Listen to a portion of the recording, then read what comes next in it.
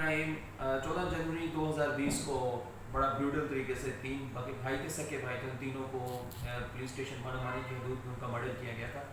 اس میں باپ اور 3 بیٹے نامینیٹ ہوئے تھے کمپلیننٹ کامران کی طرف سے، جس میں جو اسحاق تھا وہ والد تھا اور اس کے 3 بچے تھے سلمان، کامران اور نعمان۔ کیس بڑا ہائی لائٹ ہوا اور پولیس کے لیے ایک بڑا چیلنجنگ کیس تھا۔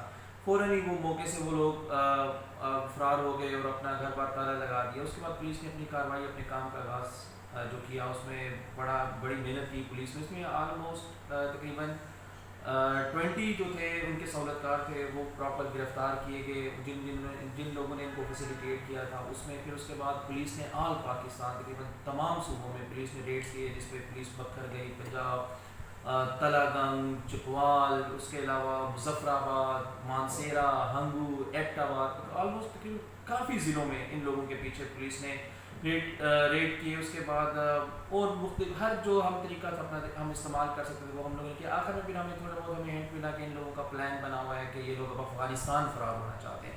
اس سلسلے میں یہ لوگ پشاور آئے ہوئے تھے اور الحمدللہ اللہ کا شکر ہے کہ پولیس نے، سٹی ڈویژن پولیس نے اور کیپٹل سٹی پولیس پشاور نے بڑا کام کرتے ہوئے ان تینوں جو 3 بیٹے اور ایک باپ ہیں ان کو اریسٹ کیا، اور جو ویپن آف ڈیفینس ہے وہ بھی ریکور کیا، اور انہوں نے پولیس کے آگے بیان میں اپنا جو جرم ہے اس کا جو کنفیشن ہے وہ بھی لوگوں نے کر لیا۔ Thank you.